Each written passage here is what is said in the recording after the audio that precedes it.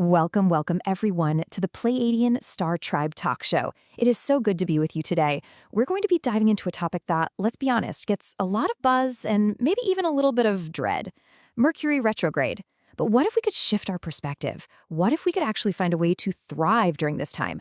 Well, that's exactly what we're going to explore. How to use this cosmic event for clarity and grace. You know that feeling, right? That static in the air when your emails just seem to disappear, or conversations go sideways for no reason. It's so easy to just throw our hands up and say, ugh, Mercury must be in retrograde.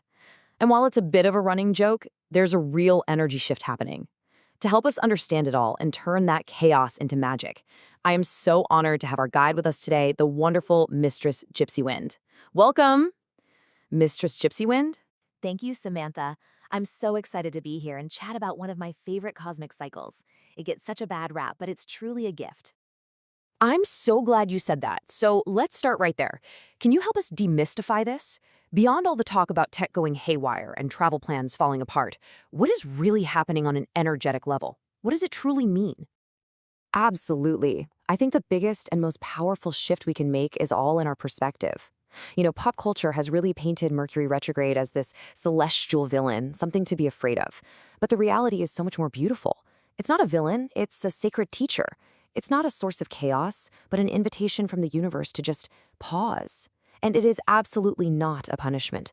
It's a time for deep, soulful renewal. So you have to remember, Mercury is the planet of communication, of our intellect, of how we connect ideas and people. When it appears to move backward in the sky, that's what retrograde means. Its energy doesn't just disappear, it turns inward. The cosmos is basically asking us to look back before we leap forward. It's slowing everything down just enough so we can finally hear the whispers and see the subtle truths we missed in our rush. And that inward energy, that's exactly why we see all these classic symptoms pop up. The misunderstandings, the phone glitches, the travel delays. Oh, and my favorite, old connections suddenly reappearing out of the blue. But see, these aren't random punishments. Think of them as little cosmic post-it notes. Each one is a message, an echo of something that needs a little more of our gentle attention and mindfulness. I love that idea. Seeing them as messages instead of just mishaps. That feels so much more empowering. So, with that in mind, what are some practical, soulful ways we can navigate this period?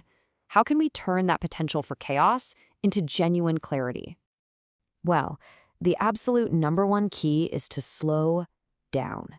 And I don't mean slowing down out of fear that something's going to break. I mean slowing down out of reverence for the process itself. It's like this quote says, "When the world spins too fast, spirit whispers, pause, breathe. Let me show you what you've missed." Our only job, really, is to get quiet enough to listen. And here are 5 really beautiful ways to do that. First, pause before you speak. Give your words a little space to breathe. Second, when those old feelings or situations come up, choose to reflect instead of just reacting. Third, and this is a super practical one, double check everything. Your emails, your travel plans, all the little details. Fourth, take time to cleanse your energy and your space. And finally, my favorite, fully embrace the power of all the words. This is so important. This really isn't the best time to launch some brand new, massive project. Instead, it is the perfect, divinely timed season to perfect something that's already in motion. Use this energy to rewrite an old story you tell yourself, repair a connection, reconnect with your soul's purpose, restore your energy, and of course, release what is no longer serving you. It's all about refinement, not initiation. That makes so much sense. Now, I have a question specifically for our listeners who are empaths, starseeds, the deeply sensitive souls. This period can feel extra intense for them, can it? Like the collective static is just dialed way up. What can they do to protect their energy? Oh, Samantha, that is such a crucial question.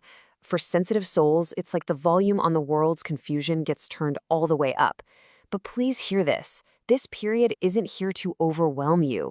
It's here to help you master your own sensitivity. So here are 4 practices that can be your shield. Ground yourself every day. Go stand barefoot on the grass. Before you go out, visualize a beautiful, shimmering silver blue light all around you. Be really intentional about your digital intake, maybe a little less scrolling. And use sound, like beautiful music or chanting, to harmonize your own frequency. Now, for anyone who really wants to go deeper and actively work with this energy instead of feeling like you're fighting it, I have a simple but really powerful ritual. It's a beautiful way to turn Mercury from this trickster you're wary of into your own trusted cosmic ally. It all starts with setting your intention. You can light a candle, take a deep breath, and just speak from your heart. You might say something like this: Messenger of the gods, I welcome your guidance. Where there is confusion, bring understanding. Where there is noise, bring silence, so I may hear truth. It just immediately shifts the whole energy of the experience. And then the ritual itself is so simple. First, light a blue candle for clear communication and wisdom, and a white one for peace. Then, just take a few quiet moments and write down maybe 3 things in your life that feel unsettled or confusing right now. And to complete it, you can either safely burn that piece of paper or even bury it in the earth. It's this powerful physical act that symbolizes you releasing control and just trusting divine timing. And that brings us to the ultimate reframe, really. This is the truth to hold on to. What looks like a delay is actually divine editing. The universe is being your cosmic editor, helping you revise your life story to make sure it's perfectly aligned with your soul. And what feels like confusion? That's just your entire system recalibrating to a much higher awareness. It's a good thing. So I'd love to leave you all with this final blessing to carry with you. When Mercury moves backward, it is not retreat, but refinement. Let each delay become a doorway. You are not losing your way. You are learning to walk it with grace. Wow. Goosebumps. That is so beautiful. Thank you so much, Mistress Gypsy Wind, for sharing your wisdom and helping us see this time with new eyes. And for all of you listening, we'll leave you with this question to ponder. How will you use this sacred pause to polish the edges of your truth? Thank you for joining us, and until next time, be well.